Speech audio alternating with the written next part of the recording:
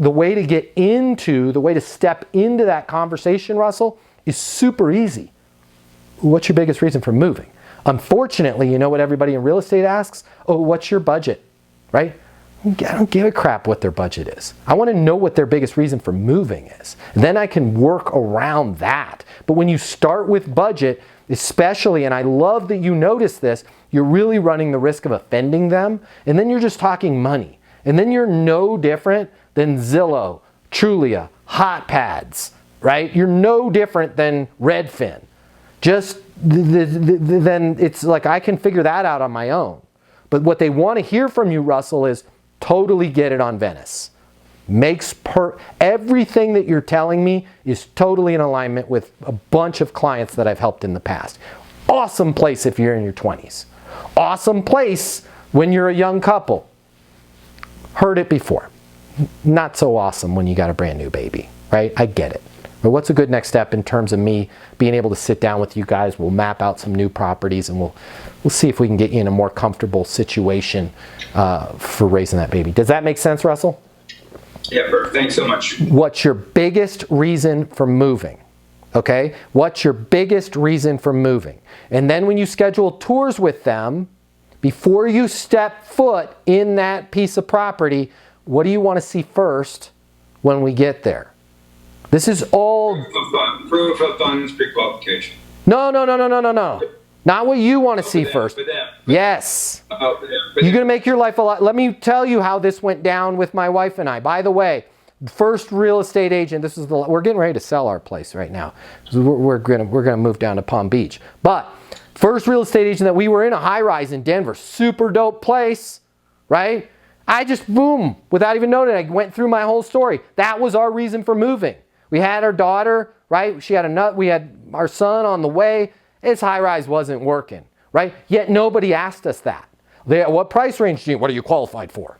It's qualified for plenty, okay? And then they're like, well, what price range do you want to be in? I'm not going to say the number that I said, but it was 50% of what I ended up spending on this house because I just didn't know, right? I wanted what I wanted. Now, if they had just said, cool, got it, just out of curiosity, what do you want to see first when you get there?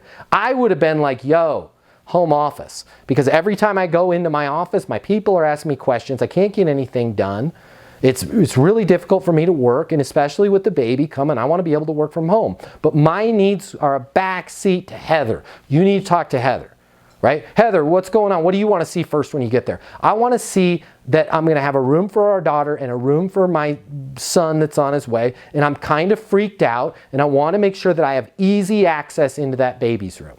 Cool, got it. When you say easy access into the baby's room, can you give me a specific example of what you're talking about? Yeah, I don't want him to be, I've seen some of these houses where the kids' rooms are in the basement. I'm not running down the stairs into the basement. I'm just not doing that, right? Got it, cool. Hey, Matt, got it on the office, got it on the kids' room. What else do you guys want to see? Yeah, I want to see, Heather would be like, I want to see an open kitchen, right? Because I like having a big kitchen area. And I would be like, man, I want at least 3 stalls in the garage.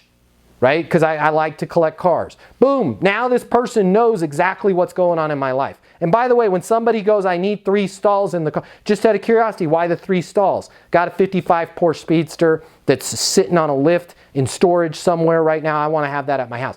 You know I'm qualified, right? Just based off of hearing that. But unfortunately, we tend to hang out with, what are you qualified for? Remember there was an old software commercial where they slid the guy into the door and he's like, great, how many seats do you need? Right? We stick on all of the bits, bytes, and blinking lights. What are you qualified for? What's your credit score? How much do you want to spend? And we don't get into being able to say, you know, because of the fact that you had told me you guys want a separate room for the baby, you want this and this and this, you know, now that we're looking at kind of your income and the credit, it might make more sense for you to rent right now, at least just for a couple years. Are you opposed to me getting some properties in front of you that you guys could rent? No, I'm not opposed to it. I mean, ideally we'd like to buy.